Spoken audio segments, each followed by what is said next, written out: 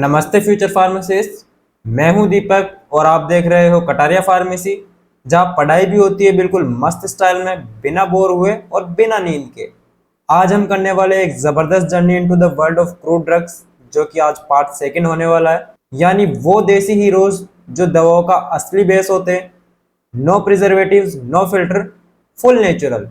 तो चलिए बिना देरी के स्टार्ट करते हैं। तो उससे पहले मैं आपको बताना चाहूंगा, अगर आपको किसी भी टाइप के सब्जेक्ट नोट्स चाहिए हो पीडीएफ फॉर्म में, तो आप हमारा टेलीग्राम चैनल ज्वाइन कर सकते हैं, जिसका लिंक आपको वीडियो के डिस्क्रिप्शन में मिल जाएगा। तो चलिए आज के टॉपिक को स्टार्ट करते हैं बिना देरी किए। आज का जो सबसे पहला सेगमेंट होगा हमारा पार्ट सेकंड का, वो होगा एस्ट्रिंजेंट्स। क्योंकि इससे पहले के जो सेगमेंट्स थे वो आपने पार्ट फर्स्ट में देख ही लिया होगा। अगर आपने अभी तक वो वीडियो नहीं देखी है तो जाके पहले वो क्लियर कीजिए, क्योंकि अगर वो क्लियर हो जाता है तो आगे आपको समझने में आसानी रहेगी। तो आज का सबसे पहला सेगमेंट हमारा एस्ट्रिंजेंट से चालू होता है, मतलब टेंशन्स को कॉन्ट्रैक्ट कर दो। ये वो ड्रग्स है जो टिश्यूज को कॉन्ट्रैक्ट करते हैं। जैसे ईएमआई भरते हैं, मेरा बजट कॉन्ट्रैक्ट हो जाता है। चलो ये तो आउट ऑफ कॉन्टेक्स्ट बात हो गई। तो सबसे पहला जो हमारा है वो मायरोबेलन है। इसका बायोलॉजिकल सोर्स है टर्मिनेलिया चेबुला, और जिसके अंदर केमिकल्स पाए जाते हैं वो है टेनिन्स। रही बात इसके काम की, तो ये डायरिया में भी यूजफुल है, बाउंड हीलिंग में भी यूजफुल है, और एंटीऑक्सीडेंट भी होता है। इसे कहते हैं मल्टीटास्किंग। डायरिया भी ठीक, वाउंड्स भी हील, और थोड़ा सा लेग्जेटिव भी। इससे ज्यादा काम तो कोई ट्यूशन टीचर भी नहीं करता होगा। इसके बाद में जो सेकंड आता है वो है ब्लैक कटेचू, जिसका बायोलॉजिकल सोर्स होता है अकासिया कटेचू। और केमिकल कॉन्स्टिट्यूएंट्स की बात करें तो इसके अंदर कैटेचिन और फ्लेवोनॉइड्स और टेनिन्स पाए जाते हैं। रही बात इसके यूजेस की, तो ये माउथ अल्सर्स के अंदर और थ्रोट इन्फेक्शंस को क्योर करने के अंदर यूज में लिया जाता है। एक तरफ लड़की ने तुमसे बात नहीं करनी बोला, दूसरी तरफ हो गया आपको थ्रोट इन्फेक्शन। दर्द तो दोनों में ही होता है भाई, लेकिन कटेचू सिर्फ दूसरे को ठीक करता है, पहले वाले को नहीं। तो चलिए जोक्स अपार्ट, अब एक बार इसकी जो है थ्योरी लैंग्वेज समझ लेते हैं, जिसके अंदर जैसे आपको मैंने पहले बताया बायोलॉजिकल सोर्स है अकासिया कटेचू, जिसकी फैमिली है फेबेसियाई।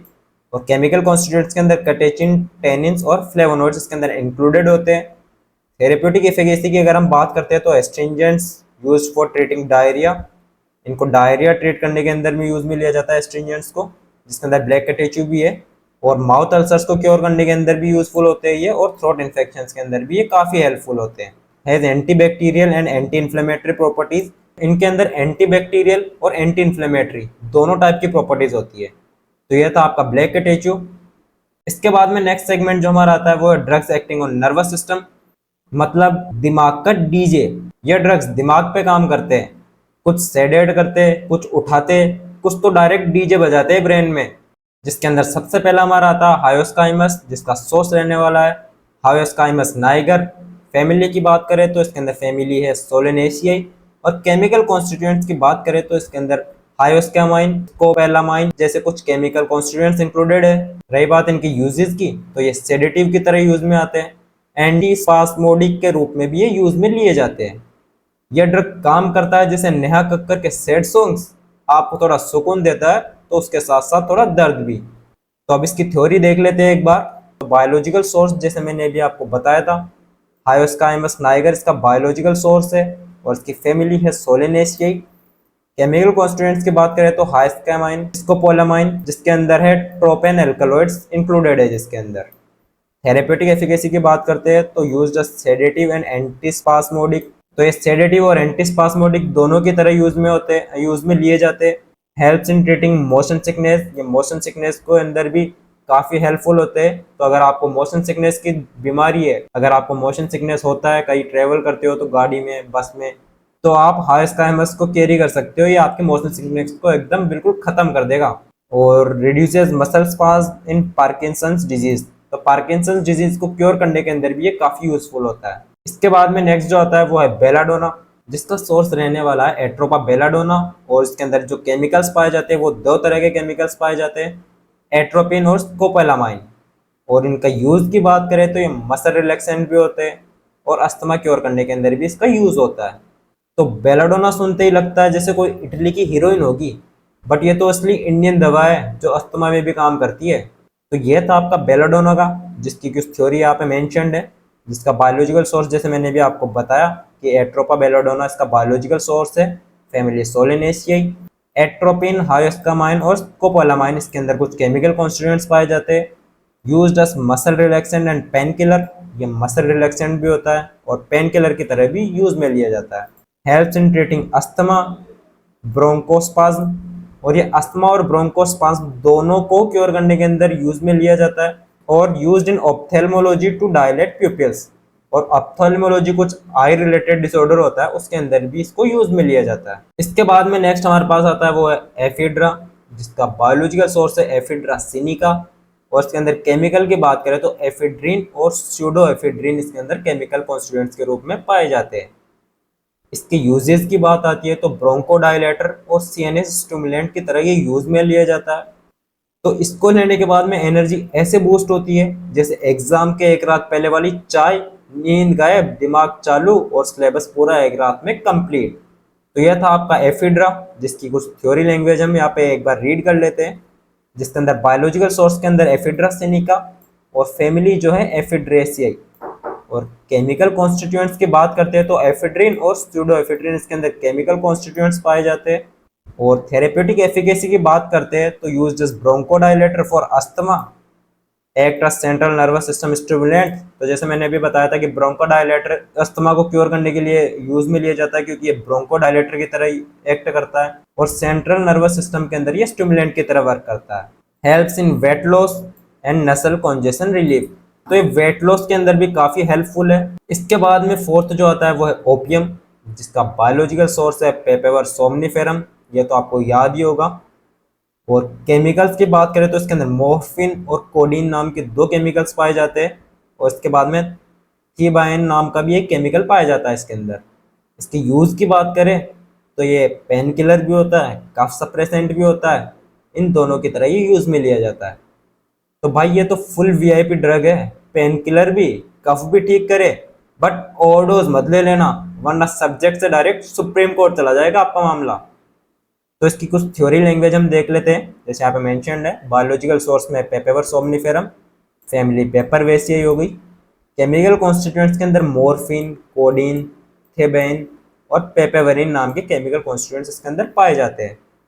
थेरेप्यूटिक एफिकेसी की बात करें तो ये स्ट्रॉन्ग एनर्जेसिक होता है, मतलब पेन रिलीवर की तरह वर्क करता है।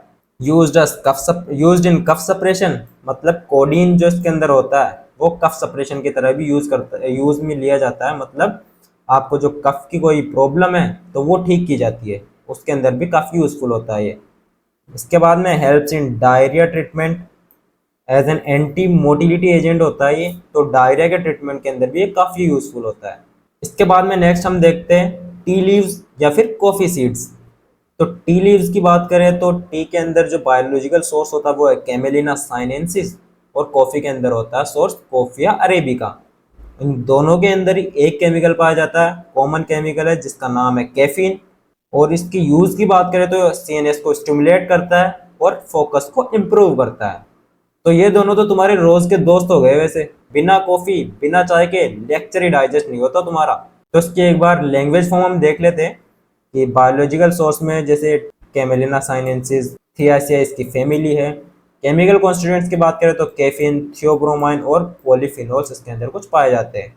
लेकिन कैफीन तो आपको जैसे याद ही रहता होगा, तो ये सबसे इजी रहेगा याद करने के लिए। थेरेपेटिक एफिकेसी की बात करें तो सीएनएस स्टिमुलेंट होता है, जैसे मैंने भी आपको बताया, तो फैटिग को यानी आपके थकान को दूर करता है। एंटीऑक्सीडेंट की तरह यूज में लिया जाता है, यानी मेटाबॉलिज्म को बूस्ट करता है, हार्ट हेल्थ को इम्प्रूव करता है और ब्रेन फंक्शन को इम्प्रूव करता है। तो यह था आपका टी लीव्स। और कॉफ़ी सीड्स की बायोलॉजिकल सोर्स देख लेते हैं, जिसके अंदर है कॉफिया अरेबिका, कॉफिया रोबुस्टा, और इसकी फैमिली है रूबेसियाई। केमिकल कॉन्स्टिट्यूएंट्स है कैफीन, क्लोरोजेनिक एसिड्स। तो कैफीन इसके अंदर भी कॉमन है, जैसे टी के अंदर था, टी लीव्स के अंदर। और थेरेपेटिक एफिकेसी की बात करें तो स्टिमुलेंट की तरह यूज होता है, जैसे टी लीव्स के अंदर था, और ड्राउजीनेस को दूर करता है, यानी थकान को दूर करता है, अलर्टनेस बढ़ाता है और कंसंट्रेशन को भी बढ़ाता है। कॉन्टेंस एंटीऑक्सीडेंट्स दैट में प्रोटेक्ट अगेंस्ट न्यूरोडिजेनरेटिव डिजीज। इसके अंदर एंटीऑक्सीडेंट्स भी पाए जाते हैं जो कि न्यूरोडिजेनरेटिव डिजीज से आपको बचाता है, उसके क्योर करने में, उसके ट्रीटमेंट में आपकी हेल्प करता है। तो ये कॉफ़ी सीड्स हो गए। इसके बाद में नेक्स्ट आता है वो है कोकोआ। जिसका सोर्स है एरिथ्रोजाइलम कोका, और केमिकल्स की बात करें तो इसके अंदर कोकेन और ट्रोपेन एल्कलॉइड्स इसके अंदर केमिकल कॉन्स्टिट्यूएंट के रूप में पाए जाते हैं। इसके यूजेस की बात करें तो ये लोकल एनेस्थेटिक की तरह यूज में लिया जाता है और स्टिमुलेंट की तरह भी ये यूज में लिया जाता है। तो कोकेन नाम तो सुना होगा, पर उसे सिर्फ सिलेबस के लिए सुनना, जिंदगी में कभी इसको यूज में मत ले लेना, क्योंकि आपकी बॉडी के लिए बहुत ही ऐसे मान लो कि अगर आप लेने लग गए एक बार रेगुलर बेसिस पे तो आपको इसकी आदत हो जाएगी, जो कि बहुत ही बुरी है। तो अब इसकी कुछ थियोरेटिकल लैंग्वेज देख लेते हैं। Biological source Erythroxylum Coca, family जैसे मैंने अभी बताया आपको एरिथ्रोजाइलेसिया इसकी फैमिली होती है। केमिकल कॉन्स्टिट्यूएंट्स के अंदर इसके अंदर कोकेन, ट्रोपेन एल्कलॉइड्स दोनों पाए जाते हैं। थेरेप्यूटिक एफिकेसी की बात करें तो यूज एज लोकल एनेस्थेटिक, ये लोकल एनेस्थेटिक की तरह यूज में लिया जाता है। Acts as stimulant and reduces fatigue, ये स्टिमुलेंट की तरह यूज में लिया जाता है और आपके थकान को दूर करता है। Previously used in pain relief and mood elevation, और पहले इसको पेन रिलीफ के अंदर और मूड एलिवेशन के अंदर खराब मूड को सही करने के लिए यूज में लिया जाता था। इसके बाद में नेक्स्ट सेगमेंट आता है हमारा एंटी हाइपरटेंसिव, मतलब बीपी को बोलो बाय बाय, जिसके अंदर सबसे पहला हमारा रहने वाला है रोवोल्फिया, जिसका सोर्स रहने वाला है रोवोल्फिया सरपेंटिना और फैमिली एपोसाइनेसियाई। इसके अंदर दो टाइप के या फिर तीन टाइप के केमिकल्स पाए जाते हैं, जिसके अंदर है रेसरपाइन, एजमेलाइन और योहिम्बाइन। यूजेस की बात करें तो हाइपरटेंशन को ठीक करने के अंदर और मेंटल डिसऑर्डर्स के अंदर इसका काफी यूज लिया जाता है। यह ड्रग बीपी को ऐसे कंट्रोल करता है जैसे मम्मी करती है पापा को आपके रिजल्ट वाले दिन। अगर मम्मी ना हो तो रिजल्ट वाले दिन आपका तो खैर छोड़ो। अब इसकी जो है थियोरेटिकल लैंग्वेज हम थोड़ी देख लेते हैं, जिसके अंदर biological source Rauvolfia serpentina, family Apocynaceae. Chemical constituents की बात करें तो रेसरपाइन, एजमेलाइन, योहिम्बाइन, ये तीन केमिकल कॉन्स्टिट्यूएंट्स इसके अंदर पाए जाते हैं। इसके बाद में थेरेप्यूटिक एफिकेसी की बात करें तो lowers blood pressure by reducing nerve impulses, ये नर्व इम्पल्सेस को रिड्यूस कर देता है और आपके बीपी को लो करता है। अगर हाई बीपी हो तो उसको लो कर देता है। Used in treatment of hypertension and mental disorders, या आपके हाइपरटेंशन के अंदर भी, हाइपरटेंशन के ट्रीटमेंट को क्योर करने के अंदर भी काफ़ी हेल्पफुल होता है, उसके अंदर यूज लिया जाता है। और आपके मेंटल डिसऑर्डर्स को ठीक करने के अंदर भी काफ़ी हेल्पफुल होता है।